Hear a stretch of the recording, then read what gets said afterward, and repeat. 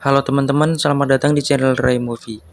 Jadi di video ini gue akan menceritakan alur film yang berjudul. Film ini menceritakan seorang sniper handal yang kembali menjadi brutal setelah 10 tahun pensiun demi menyelamatkan anaknya yang diculik. So, seperti apakah kasuran filmnya? Langsung aja tanpa berlama-lama lagi, kita masuk ke alur ceritanya.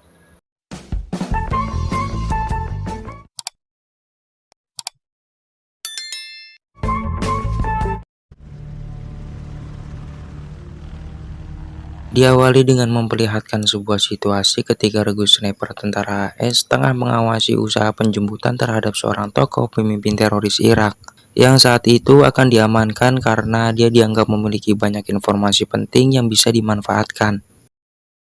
Okay, eyes on, boys. Humvee's here. Di sisi lain, beberapa pendukung militan si tokoh tadi rupanya tidak tinggal diam. Mereka menyusun strategi untuk mengacaukan usaha penjemputan tersebut, termasuk salah satunya adalah dengan cara melumpuhkan regu snipernya terlebih dahulu. We got a problem. My position's been compromised. I repeat, my position.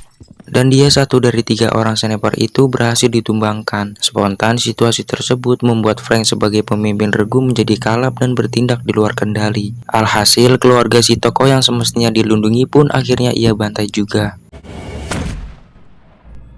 Singkat waktu, 10 tahun pun berlalu, di mana Frank kini telah jauh meninggalkan kehidupan militernya, meskipun tak bisa Frank pungkiri bahwa peristiwa pada 10 tahun silam itu masih membebani pikirannya, sampai-sampai ia belum sanggup untuk menceritakan kisahnya kepada siapapun orang. Dalam mengisi waktu luang semasa pensiun, hari-hari Frank disibukkan dengan berbagai kegiatan di bengkel mobil miliknya. Seperti pada hari itu, dia bersama satu karyawannya baru saja selesai memperbaiki satu mobil dan sudah siap untuk diantarkan kepada pemiliknya. Perkenalkan, wanita cantik ini bernama Casey. Ia merupakan istri dari Frank yang ketika dinikahinya, Casey sudah mempunyai seorang putri bernama Shannon. Biarpun begitu, Frank memperlakukan Shannon layaknya putri kandung sendiri. I'm gonna ring Pedro. What? And leave us stuck here on a Saturday? Mengetahui Frank akan mendapatkan bayaran dari pemilik mobil, Casey dan Shannon memaksa untuk ikut mengantar mobilnya, sampai membujuk Frank agar mau membawa mereka libur akhir pekan. Frank akhirnya membawa mereka walau ada sedikit was-was juga, sebab yang dituju adalah seorang bos mafia yang dirinya dulu pernah bekerja untuknya. Tiba di tempat tujuan, Frank dapat gangguan dari si Dongo, yang karena sikap songongnya sempat terjadi adu mulut yang berujung pada sebuah perkelahian. Beruntung satu orang dalam bernama Lazarus datang melerai mereka dan langsung membawa Frank menghadap bos yang bernama Leo. Ini bajingannya. Oh, Cherry, land like a virgin. Fucking Frank, always the perfectionist. Seketika Frank dibuat kaget dengan isi amplop yang diterimanya, karena untuk sekedar bayaran servis mobil saja tentu tak mungkin dengan jumlah uang sebanyak ini. Thought maybe you'd like some real work. Usut punya usut, si Leo ini rupanya ingin Frank kembali bekerja untuknya sebagai pembunuh bayaran. Akan tetapi Frank menolak tawaran tersebut lalu pergi membawa amplopnya.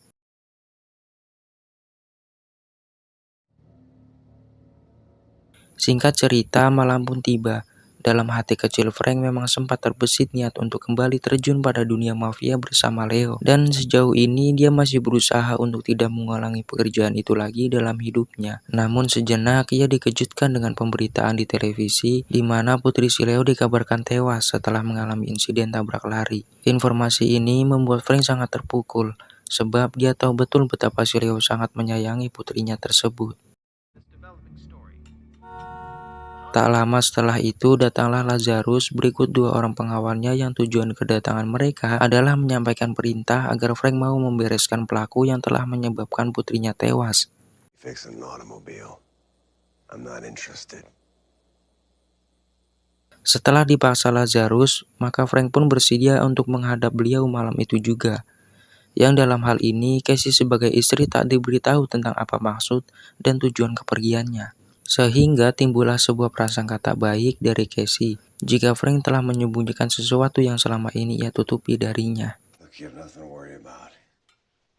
It's just Old business. It has nothing to do with us. Semakin Casey ingin tahu, semakin kuat pula Frank mengunci mulut untuk mengatakan hal tersebut.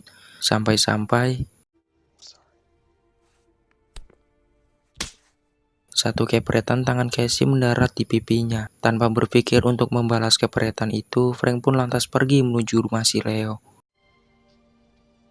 Sebagai manusia biasa, Leo rupanya masih belum bisa terima atas tragedi maut yang menimpa putrinya. Terlebih karena si pelaku yang malah melarikan diri. Maka dari itu, Leo memaksa Frank untuk membunuh si pelaku. Jika tidak, maka Leo mengancam akan membocorkan rahasia dari masa lalu Frank kepada istrinya. This calls for the silencer.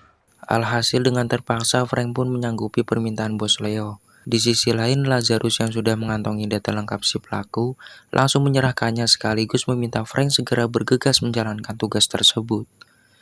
Dari data yang ada, Frank berhasil mengusut jejak keberadaan si pelaku dengan cukup mudah. Artinya, sedikit lagi Frank akan mampu mengeksekusinya sebelum menyerahkan diri kepada kepolisian setempat. Namun, setelah mengetahui posisi tragedi sedang bersama keluarganya, seketika itu pun Frank teringat detik-detik saat pembantaian pada 10 tahun silam.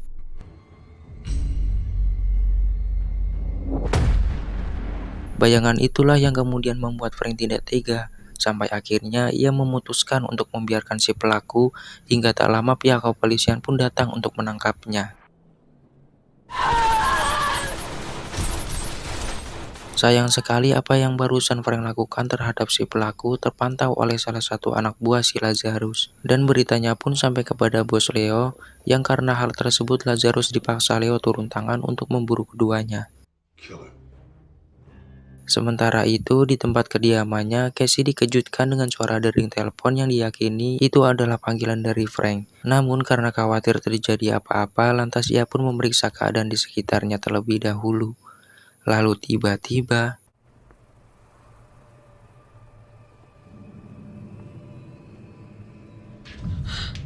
karena merasa terancam, Casey kemudian berupaya untuk membela diri. Sekalipun itu tak membuahkan apapun, kecuali hanya membuat Lazarus semakin marah saja dan langsung menembak Casey. Selang beberapa saat, Frank pun pulang ke rumahnya dan mendapati Casey pingsan di depan pintu dengan keadaan yang sangat mengkhawatirkan. Maka dibawalah ia ke rumah sakit terdekat. Sementara di saat yang sama, Lazarus tengah mempersiapkan si pelaku untuk dieksekusi mati saat itu juga. Kembali pada Frank di mana ia telah kedatangan rekan seperjuangan lamanya bernama Timo menyusul kabar penculikan Shannon oleh komplotan si Leo. Dengan sukarela, Timo siap membantu Frank untuk mengatasi masalah tersebut. Di sisi lain, Casey merasa terpukul selain karena khawatir akan keselamatan putrinya yang diculik. Dia juga merasa sangat kecewa oleh sikap Frank yang telah membohonginya selama ini. Maka demi menebus kesalahan tersebut, Frank dibantu Timo berjanji akan segera membawa Shannon pulang dalam keadaan selamat. I will get her back. Singkat perjalanan mereka sudah tiba di kediaman Leo yang keadaannya saat itu terlihat sangat sepi. Beruntung masih terdapat satu pria yang bisa dijadikan informasi kepada Leo telah membawa Shannon pergi. Belum juga informasi didapat, pria itu tiba-tiba menyerang Frank. Sehingga apa boleh buat, Timo harus menembaknya hingga dia tewas saat itu juga. Belakangan diketahui ternyata Leo sejauh ini masih belum bisa melupakan kematian putrinya, sehingga ia memutuskan untuk membuat Shannon ke kampung halamannya lalu disekap di sana. Kendati pun diperlakukan sebagai anak sendiri, namun sang istri tetap menyalahkan sikap Leo yang berlebihan tersebut. Sebagai mantan partner Leo, tentunya Frank mengetahui persis di mana posisi keberadaan putrinya saat ini. Tepatnya di sebuah daerah di Meksiko yang Leo dijadikan sebagai pabrik narkoba. Dengan persenjataan yang telah dipersiapkan, mereka pun berhasil menguasai area tersebut dengan melumpuhkan semua penjaga yang ada di sana.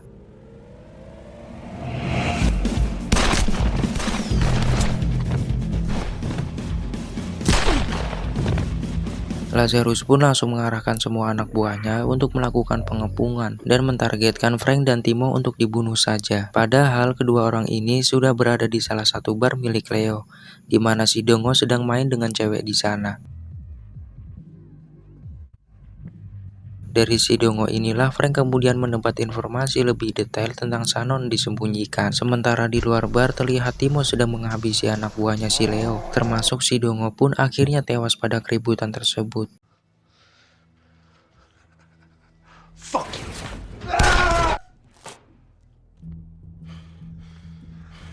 Mengingat kondisi saat itu sudah semakin berbahaya untuk keamanan Leo, maka dengan segenap kemampuannya Lazarus berusaha melindunginya dengan mengarahkan serangan ke atas bukit, di mana Frank bersama Timo sudah siap dengan pegangan senjata jarak jauhnya, dan aksi baku tembak pun tak terelakkan lagi.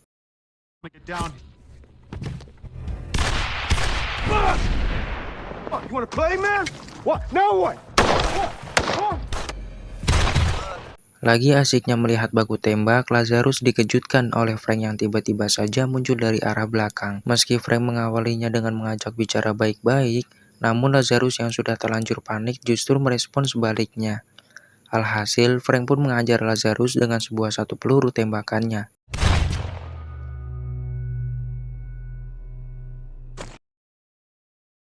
Nasib naas juga dialami oleh Timo, di mana rupanya aksi baku tembak tadi telah melukai tubuhnya juga. Di tengah kondisi seperti itu, ia masih berusaha agar Frank segera menemui Shannon, karena jika tidak, maka dalam sekejap Leo akan membawanya kabur dari sana. Di balik aksi Leo ini, ternyata istrinya tak henti memberi nasihat bahwasanya Shannon adalah Shannon yang jelas-jelas bukan anaknya. Tetapi Leo tak sedikit pun menghiraukan itu dan tetap saja keras kepala. Nah, di tengah bersih tegang itulah Shannon mencapai gigitannya yang membuat konsentrasi si Leo hilang dalam seketika.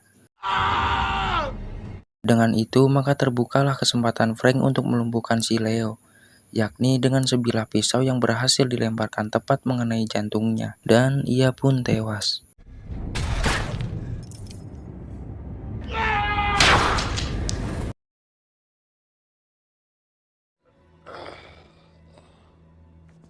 Usai melewati lika-liku perjalanan cukup melelahkan, Frank pun akhirnya bisa menepati janji terhadap sang istri, yaitu membawa Shannon pulang dalam keadaan selamat. Dari situ maka keluarga ini pun kembali berjalan rukun seperti sedia kala.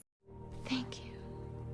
Oh, I love you so much. Di akhir cerita, Frank dan Timo dibawa ke grup curhat yang dikelola oleh Casey. Tampaknya Frank sekarang sudah bisa melepaskan dari bayangan di masa lalunya dan mencoba memulai kehidupan yang baru. My name is Frank. Thank you buat kalian semua yang sudah nonton, dan jangan lupa diklik tombol like dan subscribe-nya, dan kalian bisa request film di kolom komentar cuy. Sampai jumpa di video selanjutnya, gua Ray Movie, bye bye.